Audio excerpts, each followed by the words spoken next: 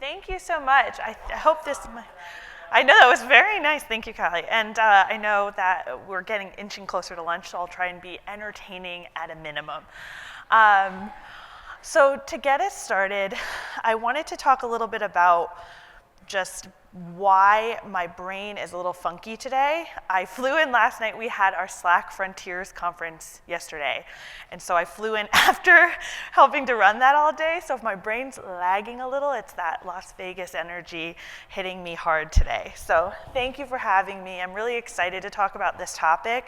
And it's been really fun to hear like the collaboration space tables and just to find other people who share those same sort of like challenges that it can feel sort of like singular and you can feel kind of alone sometimes because you're often that individual contributor at that specific organization where you're building customer marketing or you're building community. So it's really nice to hear everyone sort of talking about the same things, but also that the conversation has sort of shifted over the years. And now we're starting to think about things at a much more strategic capacity. It's not build and launch this advocacy program. The narrative is now, how are we thinking about customer marketing as a whole? How are we bringing value to our customers?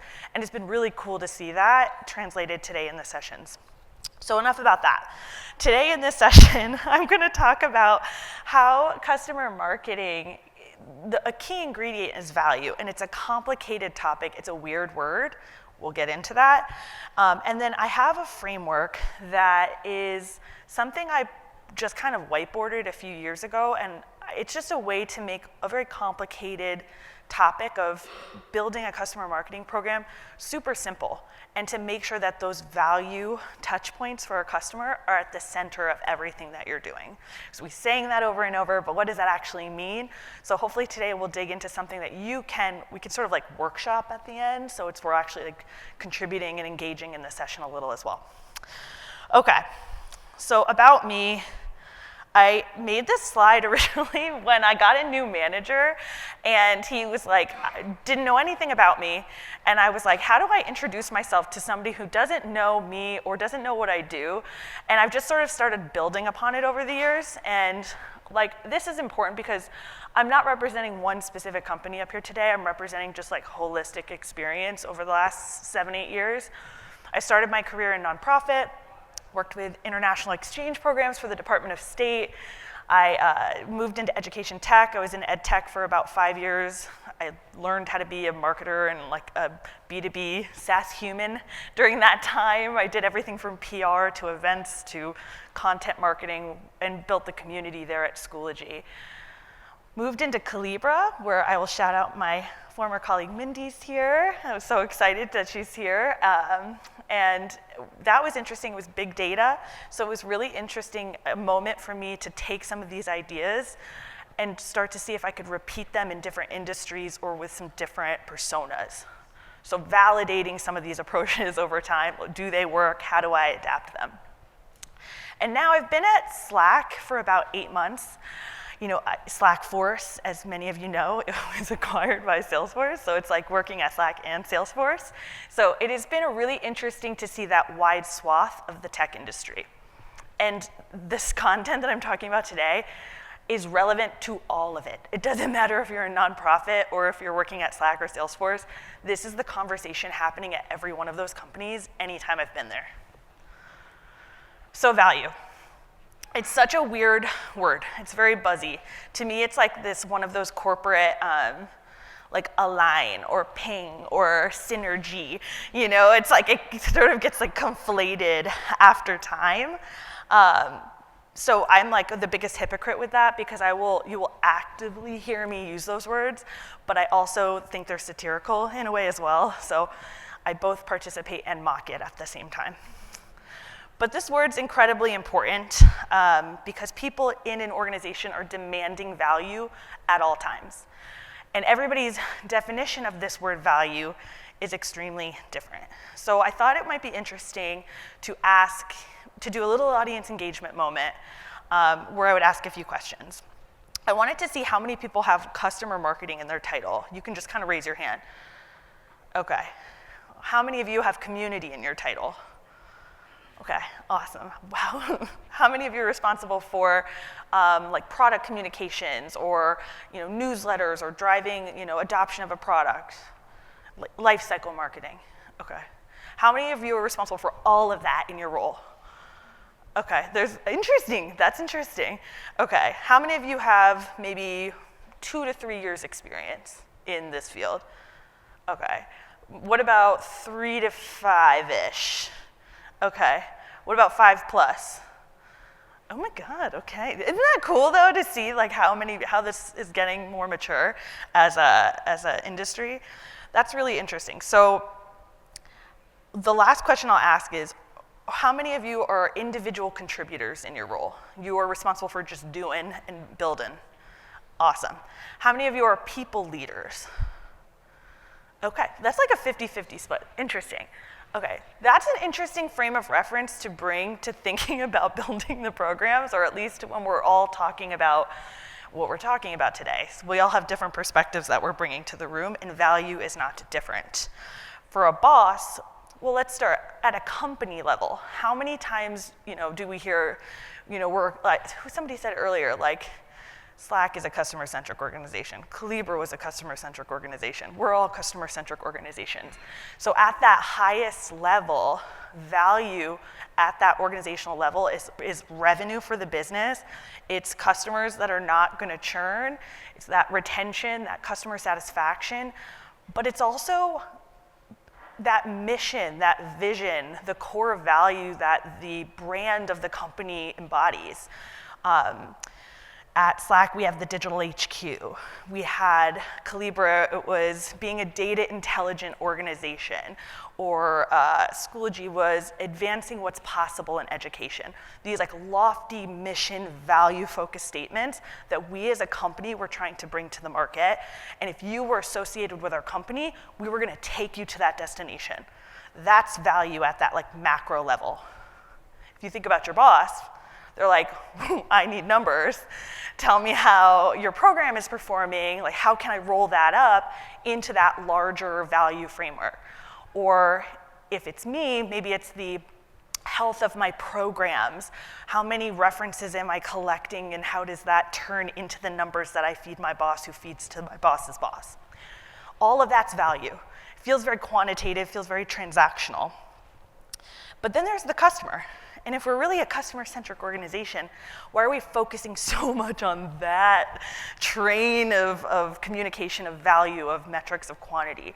So bringing that customer value, what are they getting out of the product? How are they growing with your brand? How are they adopting your product, or becoming that data intelligent organization, or a digital HQ, or advancing what's possible in education? That's something that we as customer marketers also need to prioritize, in addition to what we're feeding up the chain, the food chain at your job. So it's a weird word, and it's very charged, I feel like. So I thought it would be fun to just genuinely like go to Merriam-Webster and be like, what are they even saying on here? And I thought this was funny, because if you could see my speaker notes, it says the monetary worth of something, yuck. Relative worth, ew.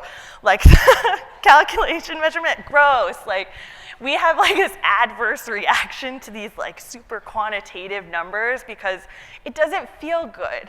We want our customers to feel that value, but all of it can be true at once. We can prove those numbers to our managers and our boss's boss, but we can also make sure it's an authentic and valuable experience for our customers. So there was one that I really liked that was like,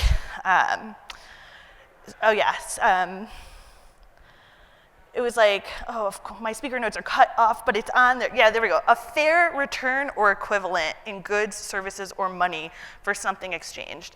I feel like that was the truest statement to the true balance of what value is. It's a business. We all work for businesses.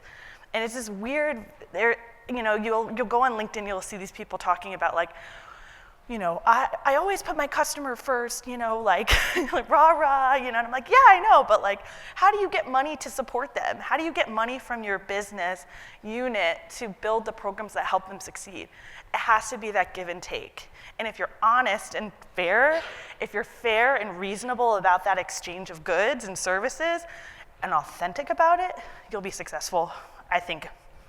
better than most, more authentically than most. So let's get into it.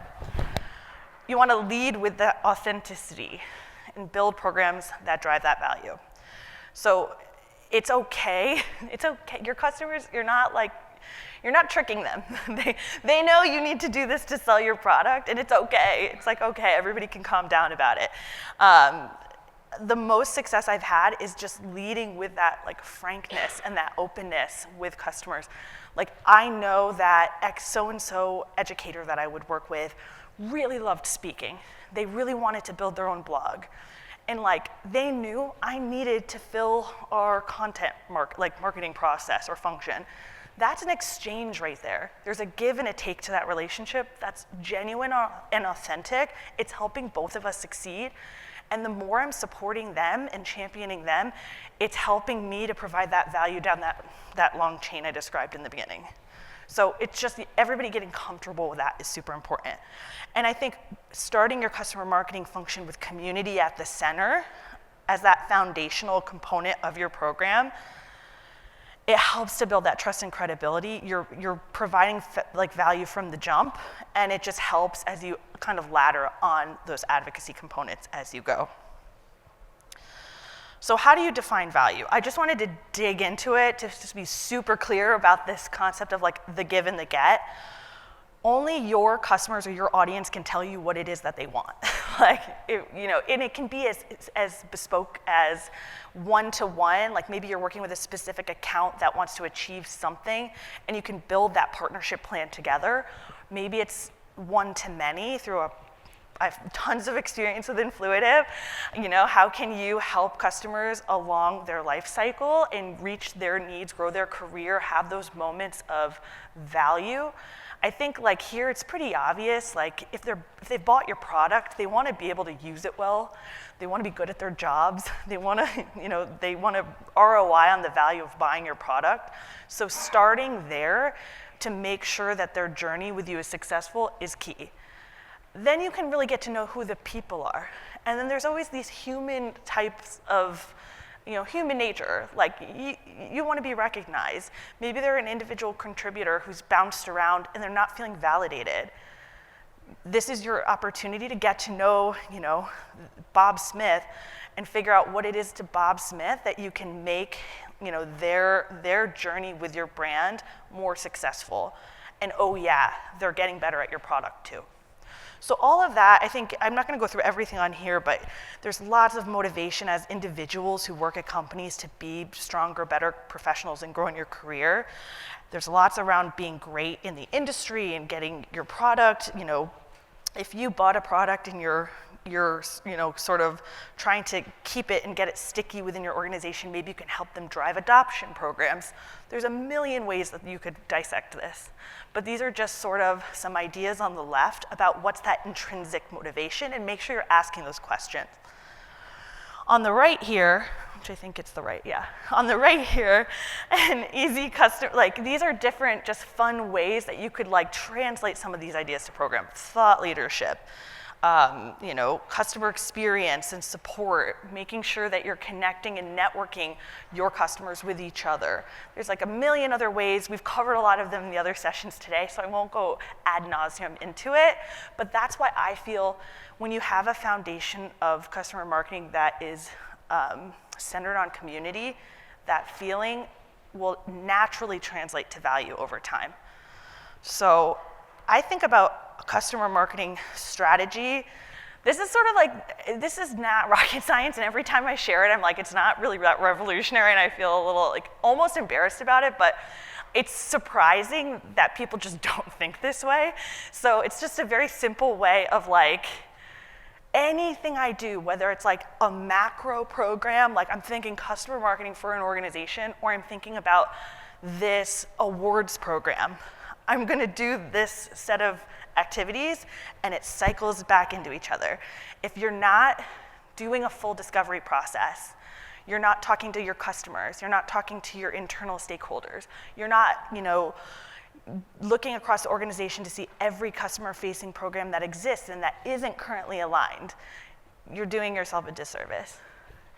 Ideation and planning, we'll do that together at the end of this. That execution and launch, that's pretty self-explanatory, make it happen. And then that results in feedback cycle. If you're not getting those same people from the discovery phase, those internal stakeholders, those external stakeholders, those customers, to give you that feedback once it's launched, mistakes. And then you adjust and scale.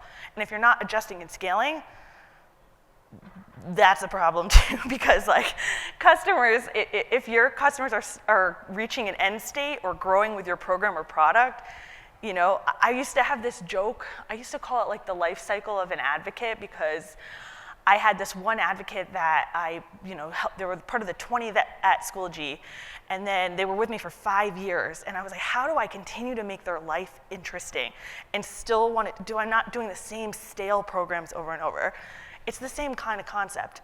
You're creating something different for that specific group over time. So as micro as like a 20-person program for awards, to like an individual's contribution, to as macro as building a customer marketing strategy, use this. I promise it won't steer you wrong. And then now I'm going to talk about customer marketing strategy, because you can see here I've very clearly shown you that I think that there's 3 pillars in a customer marketing strategy. So what does that actually mean? And I'm going to credit Mindy and I's colleague, Susanna Konin, who is our manager at Calibra. She just was so good at like visualizations, and like she could take my crazy and turn it into a really great visualization. So this circle I owe to her. But like we really break down customer marketing into like 3 pillars, in my head at least. There's the customer engagement pillar, which is that community, the webinars, the customer of the month, everything you're doing at the top of the funnel to drive brand awareness. There's the customer adoption, which to me is the product stuff, right? How are you making sure that wherever someone is on their journey with you, their life cycle marketing, that you're giving them the right information at the right time to be successful? And then there's the advocacy piece, which, you know, all the trust radius reviews and testimonials and case studies, all that good stuff falls under that bucket. But those are really just high-level ways of organizing all of the craziness under customer marketing. And you see community smack dab in the center. Because if there's not this like big C community, this brand, this feeling of being a part of something that's aligned to your company, everything else feels super disconnected and just sort of like a one-off. That's my personal opinion. So now to the whole big enchilada, the marketing value framework, the customer marketing value framework. This is a crazy slide, but this is something I whiteboarded one day, but I feel like it's a way to take those 3 pillars and put them in a map across the customer journey at a really high level. And I know there's lots of technologies out there that you can use that will try and tell you to do this, but you have to bring your own strategy to make that SHIT work. And so we're gonna like we're gonna dissect this in a minute, but I wanted to show you very clearly, if you look on the left-hand side, there's the give and then there's the get. How are you kind of extracting value from your customers along their life cycle with the company, and how are you feeding that back into their journey with you? And it's all connected. It's just another view of the same circle cycle, but with a little more in detail.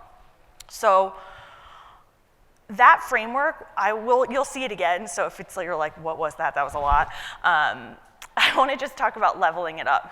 So if you see at the top, you have advocacy. At the bottom, you have that kind of like those consumption models, those outbounds. If you look inbound and outbound, creation, consumption, you'll see here, there's a million ways you could look at that.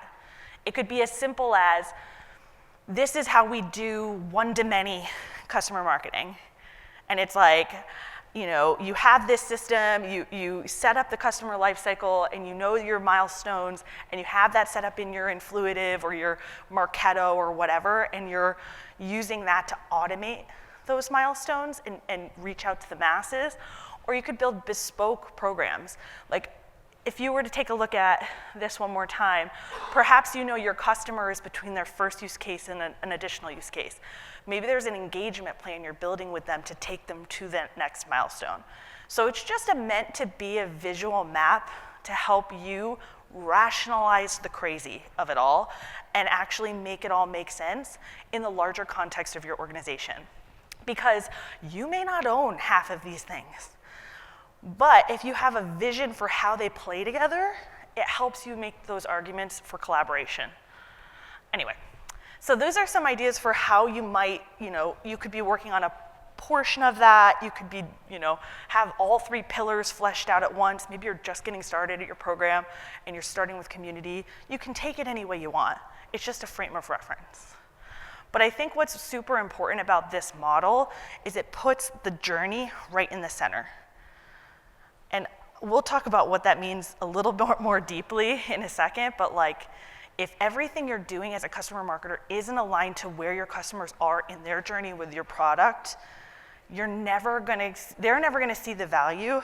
You're not gonna be able to have them talk about that value, and you're also not gonna be able to show that value to all of the stakeholders we talked about in the beginning. So there's a lot happening here. I think I wanted to share on this slide too, just 2 examples of how I've done this, just to make it a little more clear before I dive into a build your own and we can just kind of workshop for 5 minutes on it. But when I was at Schoology, we didn't have a value realization team. We didn't have anything like that. I actually had one of my first ambassadors, one of the first 19 people I started the Schoology Ambassador Program with. She was amazing, and she ended up coming to work for the company many years later. So it was my 4th or 5th year there. And we had this great cross-functional team where we were trying to take the ISTE standards, this thought leadership, third-party standards for education, and build a program where you could as a customer, you could grade yourself on that framework. And you could know exactly where you were in terms of being across these 5 pillars of ISTE standards that the industry recognized as being important to education. Where were you? And how could our product help you get there? And so we built this system, super hacky, this was the hackiest of systems, where she, as a true thought leader, was able to bring that context, that value to our customers through her own experience. And I was able to take that and build a scoring system that I worked with our marketing operations team to have put into Marketo so that we were able to trigger emails about their scores and target specific messaging to those folks on that component of their journey. We could use Influitive to map challenges to people at those moments of personalization in their journey. So it's just that's one random example of how you could interpret something like that. I've also done bespoke, T-Mobile was a key customer for us at Calibra that we really worked across their life cycle with.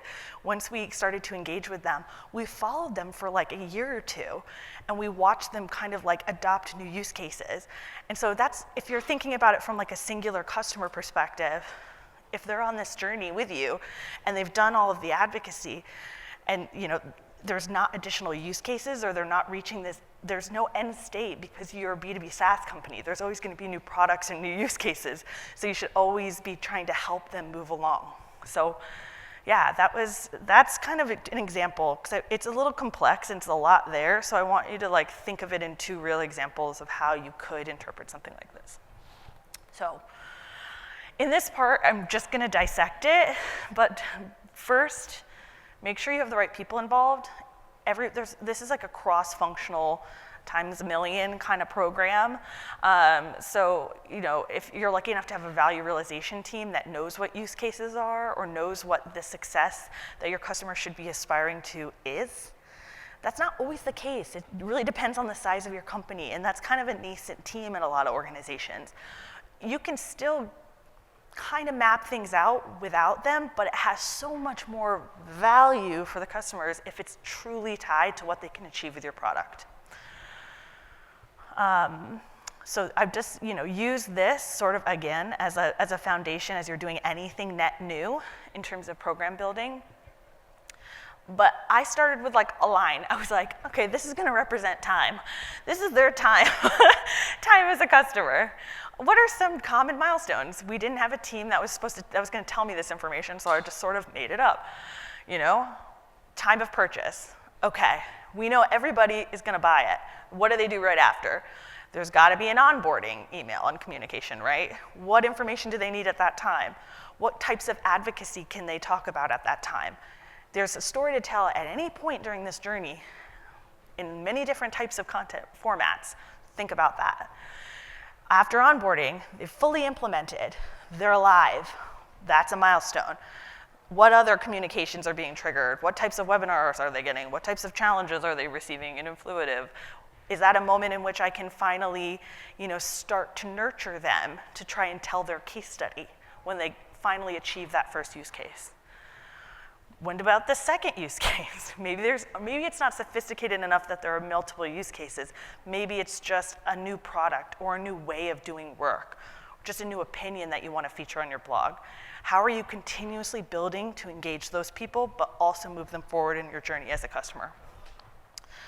So on top, I like to overlay advocacy activities. I kind of think of it as like advocacy light and advocacy heavy. It doesn't really make any sense when I say it like that, but it means, in my head it does.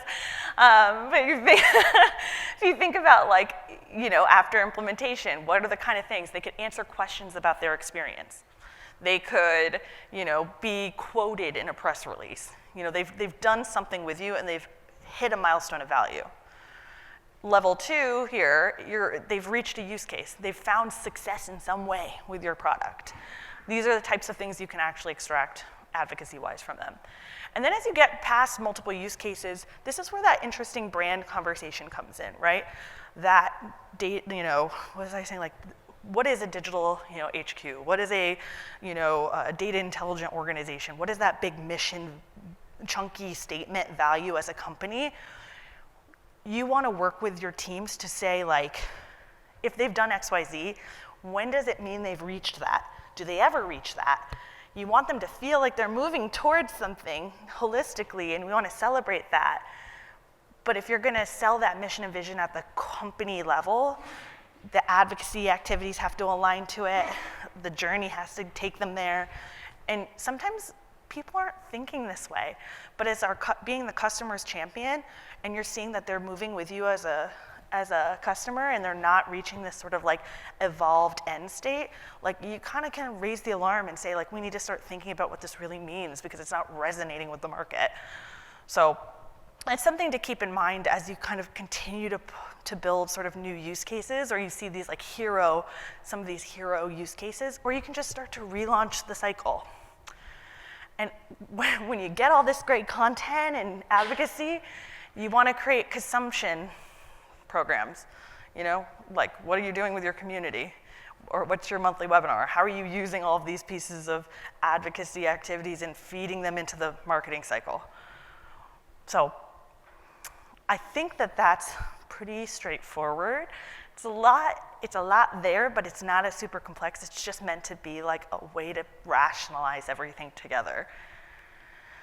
And this is full on. I am super mad scientist-y, and this is kind of this is what it was originally before it became all of that.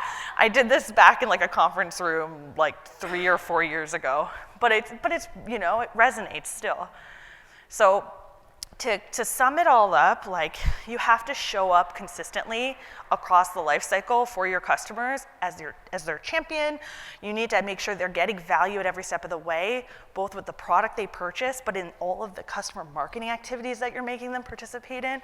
If they're not getting something out of it, it's not going to work. And only if that value is maintained from their perspective will that trust and loyalty that actually makes them return as a customer, have high customer satisfaction, adopt new products, and then there's the value that you can go ahead and show your boss and your boss's boss, but it has to start with them first. So the more you support your customers, the more successful I personally think you will be and be able to show everybody else. But that's me. Thanks. Thank you so much, Bridget. LMAO, add that whiteboard visual. I think many of us can relate to being in that stage. And I think also you even had a comment here, really great visuals. It always helps to have frameworks for those things, and I saw a lot of people taking pictures throughout. So we have time for one question before we transition to the next panel.